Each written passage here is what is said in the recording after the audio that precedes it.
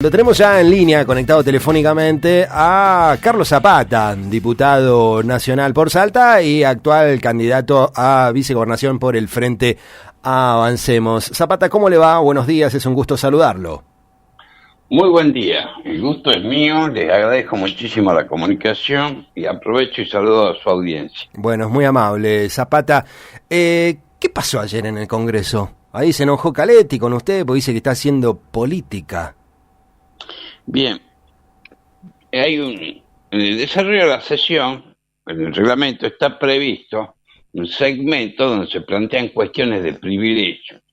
¿Qué son las cuestiones de privilegio?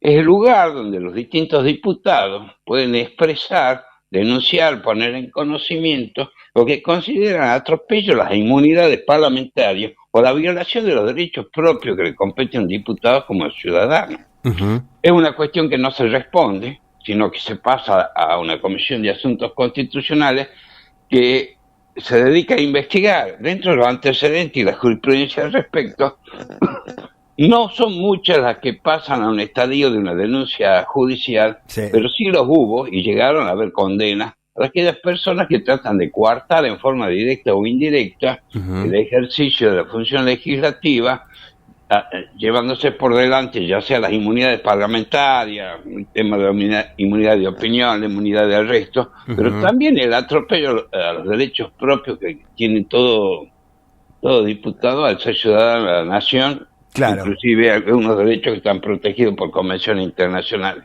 Claro. La diputada Caletti, evidentemente no leyó el reglamento, o lo manejan desde Salta, que le dicen que tiene que responder. La diputada Caletti, evidentemente no tiene gimnasia parlamentaria, una persona que yo respeto, tiene un trato cordial y amable, pero realmente acá le está faltando un poco conocimiento del reglamento.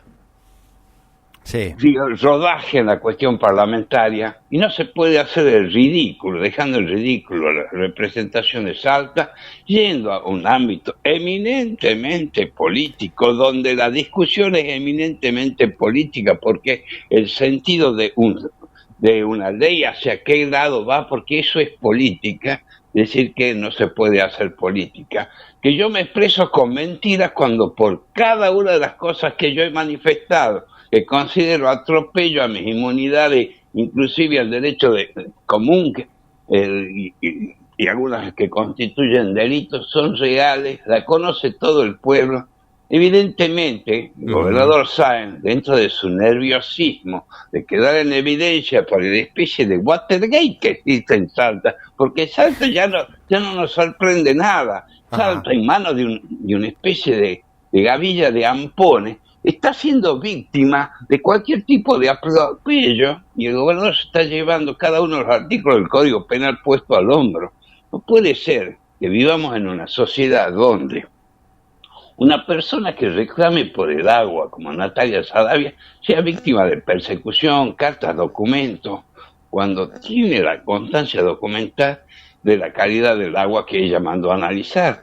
Que un influencer como Michelo, te gustará o no te gustará, pero está diciendo cuestiones que son verdades, realidades, y las muestra en redes sociales, sea objeto de apriete y persecución. ¿Cómo puede ser que se desate semejante tormenta de fake news contra Avancemos?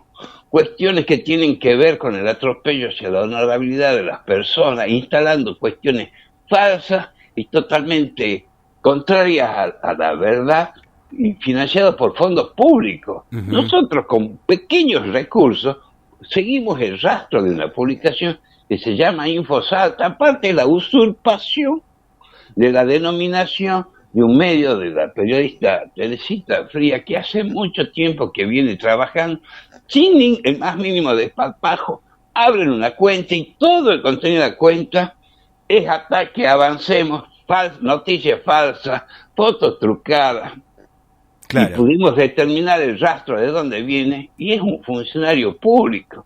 Ayer no puse en evidencia, pero también hemos visto cuál ha sido la evolución del consumo en tarjeta de crédito de este funcionario, que tendrá un sueldo de ¿cuánto? 400, 300 mil pesos, si es mucho, pero llega a tener consumo de tarjeta de crédito superior al 1.200.000 pesos, Con Pero, eso paga pero, la campaña negativa. Claro, claro, Pero cada mentira tiene patas cortas, al igual que el gobernador. En esto que usted señala de los gastos de los funcionarios, digamos, ¿cómo hacen para acceder a esa información de un gasto superior a los ingresos? Digamos, hay claramente cualquier hijo de vecino tendría un déficit inmediato. Digo, claro, ¿cómo hacen para gastar eso? Claro. Bueno, a todo esto, ¿qué es lo que sucede? Se ha quedado en evidencia en el último tiempo que hay una red de espionaje, de intervención de teléfonos, colocación de micrófonos, con el agravante que tanto Emilio Estrada como yo somos diputados de la Nación. Antes existía este tipo de maniobra y aparecía por ahí perdido un audio. No, ahora explícitamente a través de la radio Aries, uno de los principales cobradores de pauta, se hace explícito la violación del Código Penal, porque acá está el delito de espionaje, la violación de la intimidad y la manipulación de la información para tratar de crear una campaña de descrédito a nosotros en que estamos. ¿En qué Salta vivimos? ¿En qué momento? ¿Qué hicimos mal para que esta gente gobierne y venga a atropellar los derechos de los ciudadanos?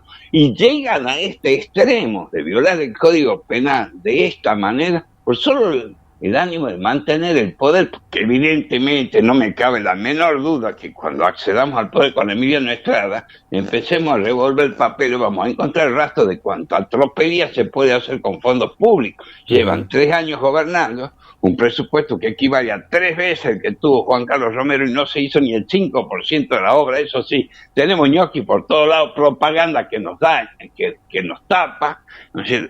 Y finalmente llegar a este extremo, una campaña política, una campaña de proposiciones desde Avancemos. Nosotros estamos haciendo llegar nuestra propuesta a lo largo y a lo ancho. El miedo grande que tiene quien maneja la provincia, el 70% de los salteños rechaza su gestión. Ven peligrar la pérdida del queso. Esta gente, una vez que acceda a Avancemos, va a estar sometida al escrutinio de los órganos de control bien constituidos e independientes como marca la Constitución, y probablemente muchos de ellos terminen tras las rejas. Por ello, quizás sea necesario construir nuevas cárceles. Claro. Yo pido que sean en la Puna.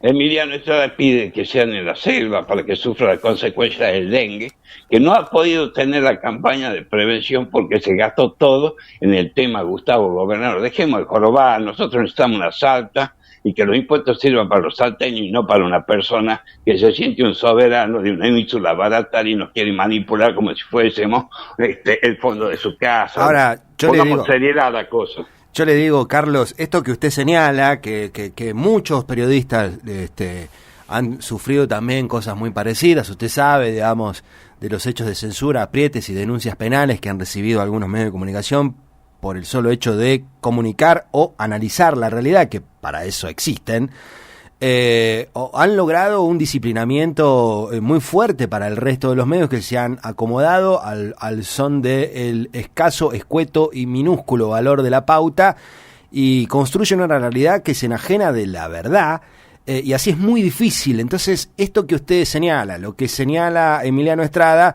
a veces queda aislado, ¿verdad? Justamente por esas mismas lógicas. ¿Cómo se hace para romper con eso y que la sociedad realmente sepa y luego entienda cuál es la realidad, el contexto y el futuro que puede tener Salta de transitar por este camino? Mire, todos somos salteños, los propietarios, los medios editoriales son salteños, periodistas son salteños. Usted puede apreciar o examinar toda mi actuación legislativa, desde concejal hasta el momento que soy diputado nacional, y en cada una de las instancias que me tocó intervenir, siempre estuve defendiendo la libertad de prensa y la libertad de expresión. Esto no porque me caiga simpático tal o cual periodista, es un derecho fundamental, porque si yo hoy miro para otro lado, cuando se atropella la libertad de prensa o de expresión de la persona que está al lado mía, el día de mañana van a venir por mi libertad. La libertad de prensa, la libertad de expresión es un bien que tiene la sociedad y que todos debemos defender, la que la tenga, a nuestro adversario, nuestro vecino al cual no le tenemos simpatía. Sí. La libertad de expresión es lo que nos hace a nosotros poder transitar con y que el gobierno tenga alguna limitación de llevarse puestos nuestros derechos. Ser una persona sumisa, sometida y dispuesta a renunciar a la libertad no es una persona o un ciudadano que merezca vivir en un sistema democrático. Son más partidarios de ser vasallos en un régimen sacha feudal donde se hace la voluntad del soberano al cambio de 30 monedas. Vienen a ser los Judas, esos periodistas, los Judas de la sociedad que por 30 monedas están vendiendo la salvación que es la libertad de expresión. Yo puedo respetar, sí, se necesita, pero nadie puede tener tan poca dignidad para arrastrarse por 2 pesos, dejando que la provincia sea atropellada y llevada a la ruina por personas incapaces, claro, y que evidentemente constituyen una gavilla de ampones, porque esos son entre la amenaza, la intromisión en la privacidad, el uso del dinero público en beneficio propio, el ocultamiento de causas como la causa Huelgo, los gastos reservados a la municipalidad, la Plaza España, la pauta por programas que no se emiten. ¿Dónde estamos? Escúcheme, ¿dónde estamos? Nosotros salteños tenemos una tradición de ser hombres de bien, de personas orgullosas de su salteñidad, de defender los valores patrios, y estamos en manos de unos delincuentes. Eso es lo que se tiene que acabar el 14 de mayo. Zapata, usted también en la locución ayer en el Congreso hizo hincapié sobre el Ministerio Público Fiscal, habló de encubrimientos allí. ¿Qué es lo que pasa con la justicia? Porque yo salgo a la calle, le aseguro, yo salgo a la calle y le pregunto al primero que se me cruce si cree en la justicia salteña y hay un 99% que me diga que no. Bien, esa es la deformación que va teniendo el sistema.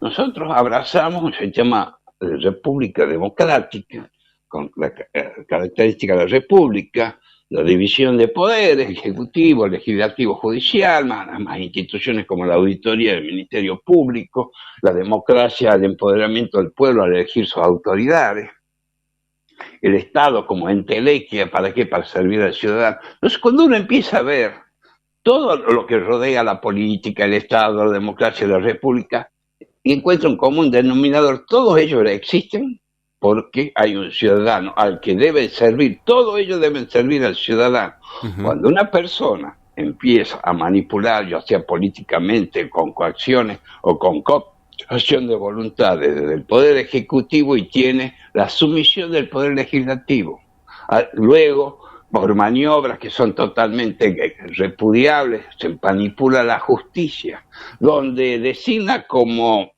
a cargo del Ministerio Público Fiscal como Procurador General a quien fuera titular de la Oficina Anticorrupción de la Municipalidad en los tiempos donde sucedieron los acontecimientos de la causa Huergo, uh-huh, donde se llevaron cientos de millones de pesos a las arcas municipales y no se dio por enterado. Y esa persona es el jefe de los fiscales que tienen hace un año, o más de un año, tienen en su poder y con la obligación de investigar, porque así lo dijo la Corte Suprema de Justicia, la causa Huelgo, la instancia del fraude a la administración pública, y no han movido ni siquiera un papel. Y yo le aseguro que en ese expediente, con solo leer los pronunciamientos de Babio, contiene información para inculpar y procesar a más de la mitad del gabinete del gobernador Gustavo Sáenz. Pero ¿qué es lo que hacen los fiscales de Salta?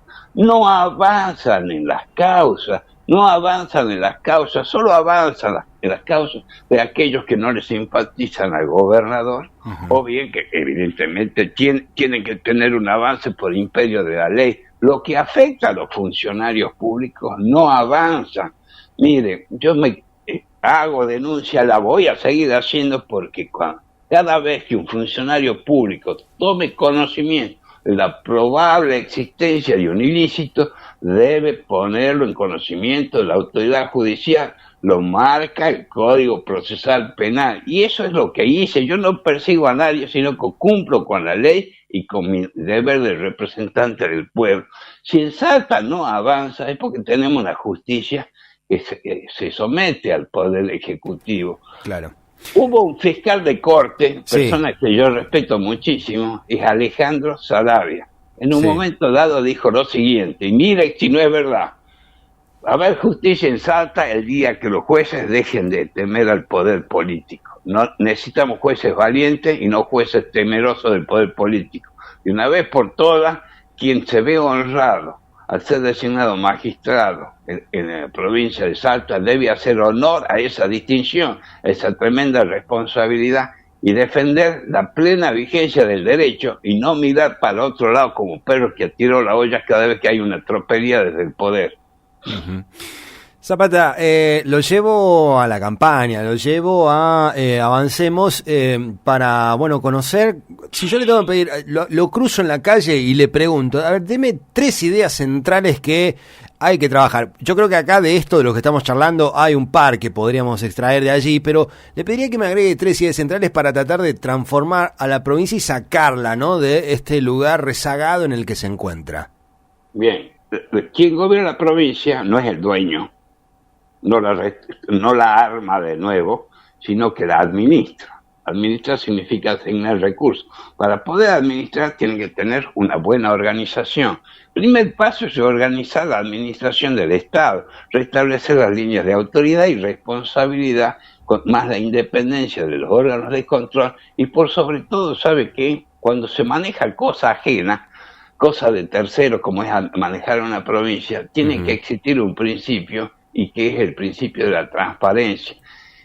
El ciudadano que aporta los impuestos para que se administre, que debe administrar quien gobierna la provincia, tiene que tener información fidedigna, oportuna y completa sobre toda la actividad y el destino. Hay una ley de acceso a la información pública que ha sido sancionada y promulgada en el año 2019. Apenas se hacía cargo Gustavo Sáenz. No ha sido reglamentado. Primero hay que reglamentar, como le digo, ordenar al Estado, darle, ¿cómo le puedo decir?, una pirámide organizacional donde tenga poco en cada ministerio, poco ñoqui, ¿no es cierto?, menos secretario, menos subsecretario y más gente que sea ejecutiva, la gente ejecutiva, la que lleva el trabajo, la acción al terreno para transformar la realidad, son los directores, que son los conocedores de cada una de las áreas. Sí, coincido. Yo entiendo que debe ser más chica el tema de la superestructura, con mucho más inversión y atención a la parte que realmente ejecutiva. Eficiencia. En materia de seguridad, hay que sacarse la careta y realmente fortalecer la fuerza de seguridad. No puede ser que tengamos 1000 móviles, que en su momento andaban solo 300, que los móviles que están en la zona rural necesiten del aporte de los dueños de campo para cambiar cubierta, echar combustible o sacarlos del taller. La asignación de recursos tiene que estar orientada al servicio. Y si usted no le da los recursos suficientes a la fuerza de seguridad, o sea, al ministerio, al área de seguridad, está siendo cómplice de la delincuencia y del crimen organizado, porque te quita la capacidad de respuesta y le deja que el narcotráfico y todo el resto pase como Pancho por su casa. Sí. Otra cosa muy importante es poner atención en cómo se va a distribuir el presupuesto. Lo primero que haríamos es reducir los gastos de gobernación, que en el gobierno de Urtubey, que no fue un buen gobierno, pero estaba cuantificado en el 1% del total del presupuesto. En el gobierno de Sáenz llegó en el presupuesto 2021, por ejemplo, al 3%, lo triplicó. ¿Qué significan esos 2 puntos del presupuesto? En ese momento, los 2 puntos del presupuesto del aumento de gasto de gobernación, que va a parar a ñoquis, propaganda y asesores, representaban 1000 casas, la construcción de 1000 casas del IPB por año. O sea que si nosotros hacemos números entre 20, 21 y 22, hay 3000 familias salteñas que están privadas de su techo por la ambición del gobernador de hacer una instalación mediática, propaganda y favorecer a sus amigos para la próxima reelección. Tercera cuestión que le digo, le voy a decir a nivel de salud. No solo hay que, primero, la infraestructura en salud tiene que estar vigilada, tiene que tener la cantidad de personal necesario, no solo la gente que mantenga y se encargue de los edificios. Fuimos el otro día con Emiliano al hospital de Joaquín B. González, que tiene una obra que tiene hace mucho tiempo, porque encima de eso sacan un montón de obras que no avanzan o no se hacen, y me dio pena porque estaba lleno de tierra toda la entrada, parecía un patio de tierra, pero tenía piso de mosaico. La gente que trabaja en hospitales ama el lugar donde trabaja, eso puede ver. La gente que está ahí, personal de enfermería, todo, aman su trabajo, hacen entrega y tratan de tener lo mejor posible, pero no son lo suficiente y lo necesario para mantener unas condiciones aptas, por lo menos de aseo en el ingreso. Ni qué decirlo con el profesional médico. En Quebrachal, usted no se podía enfermar los días lunes porque no hay médico de guardia, ¿no es cierto? O sea que es una cuestión de calendario, tienen que agendar, no me enfermo a partir del martes. Y eso son faltas de políticas adecuadas en materia de captación de personal. Acá, cuando retornó la democracia, era una situación bastante parecida, no tan extrema como ahora, y se puso en marcha el programa de atención primaria de la salud, el gobierno de Roberto Romero y Tanoni, establecieron un sistema de incentivos y retribuciones para profesionales médicos. Vinieron muchos médicos a Salta de Córdoba, entre ellos, por ejemplo, está la doctora Paredes, el doctor Paidera, el doctor Funes, toda la gente que está radicada en el interior, porque había una buena política de remuneraciones. Una de las cuestiones que proponemos con Emiliano es la siguiente.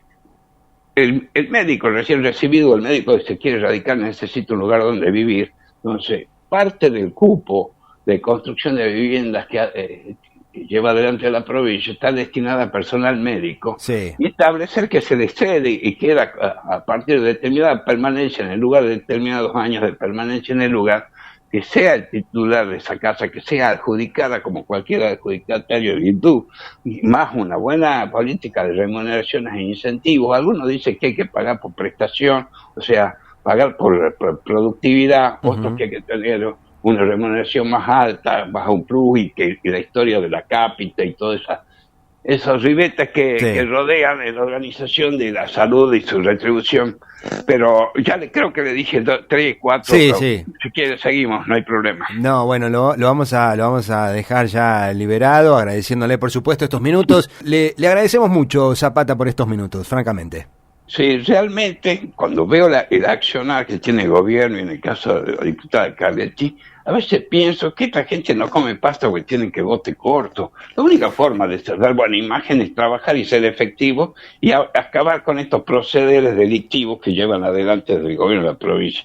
Estoy muy agradecido con la entrevista, le mando un abrazo. Ha sido muy gentil. Y adelante. Igualmente, muchas gracias. Ahí está, la palabra del diputado nacional Carlos Zapata, y actual candidato a la vicegobernación por el Frente Avancemos.